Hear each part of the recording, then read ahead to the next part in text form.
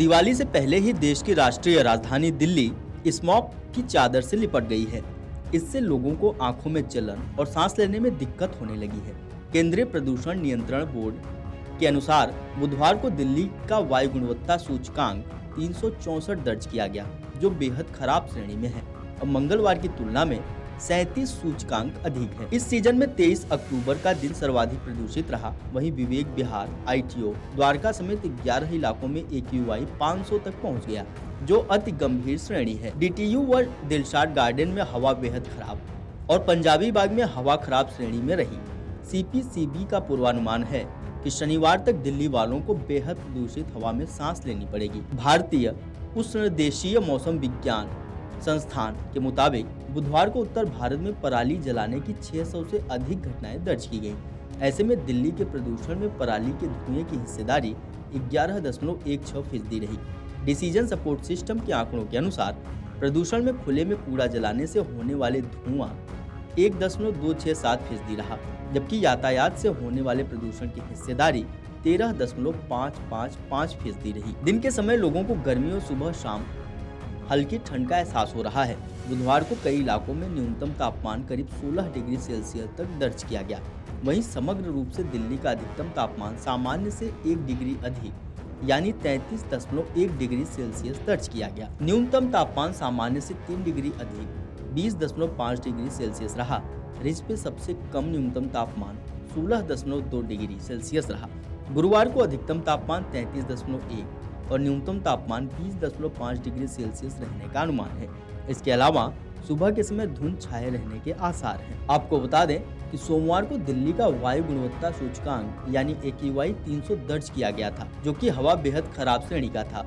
यह रविवार के मुकाबले 33 सूचकांक अधिक था। पूरे देश में दिल्ली के अलावा ऐसा कोई केंद्र नहीं रहा जहाँ AQI 300 पार रहा हो।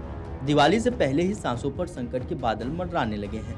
यह इस मौसम में पहली बार है जब लोगों को बेहद खराब हवा में सांस लेने को मजबूर होना पड़ रहा है। IITM के मुताबिक सोमवार को उत्तर भारत में पराली जलाने की 500 से अधिक घटनाएं दर्ज की गई थी। ऐसे में दिल्ली के वायु प्रदूषण में पराली के धुएं की हिस्सेदारी 2.881% रही। वहीं मंगलवार को हवा में पराली के धुएं की हिस्सेदारी 6.86% रहने का अनुमान लगाया गया था। डिसीजन सपोर्ट सिस्टम के आंकड़ों के अनुसार वायु प्रदूषण में खुले में कूड़ा जलाने से होने वाले धुआं 0.989% रहा, जबकि यातायात से होने वाले प्रदूषण की हिस्सेदारी 9.95% रही थी। बढ़ते प्रदूषण को लेकर वायु गुणवत्ता प्रबंधन आयोग ने सोमवार को बैठक की थी। ऐसे में मंगलवार सुबह 8 बजे से ग्रैब 2 का दूसरा चरण लागू किया गया। इसमें वाहन पार्किंग शुल्क बढ़ाने की सिफारिश की गई। वहीं CNG, इलेक्ट्रिक बस और मेट्रो सेवाओं को बढ़ाने पर अनुरोध किया गया। साथ ही सर्दियों के दौरान खुले में बायोमास जलाने से बचने के लिए रेसिडेंट वेलफेयर एसोसिएशन सुरक्षा कर्मचारियों को आवश्यक रूप से इलेक्ट्रिक हीटर उपलब्ध कराए जाएंगे। वहीं दूसरी ओर ड्यूल फ्यूल या सर्टिफाइड एजेंसी से रेट्रोफिटिंग करवाने वाले 62 किलोवाट से 800 किलोवाट तक के जनरेटरों पर रोक नहीं रहेगी। अब तक यह छूट 125 किलोवाट से 800 किलोवाट के जनरेटरों के लिए थी, यानी नियमों का पालन करने वाले अधिक जनरेटर इस बार ऑपरेट हो सकेंगे। 19 किलोवाट से 62 किलोवाट की क्षमता वाले ड्यूल फ्यूल के डीजल सेट पर रोक नहीं रहेगी। आपको बता दें कि दिल्ली में सुबह और शाम को हल्की ठंड का एहसास हो रहा है, लेकिन अब दिन में भी तापमान बढ़ने से गर्मी परेशान कर रही है। वीडियो डेस्क अमरउजाला.com। अगर आप ये वीडियो YouTube पर देख रहे हैं तो हमारे चैनल को सब्सक्राइब कर बेल आइकन दबाएं और Facebook पर देख रहे हैं तो हमारे पेज को लाइक करें। 8 मिलियन प्लस सब्सक्राइबर, आपके इस भरोसे के लिए बहुत धन्यवाद।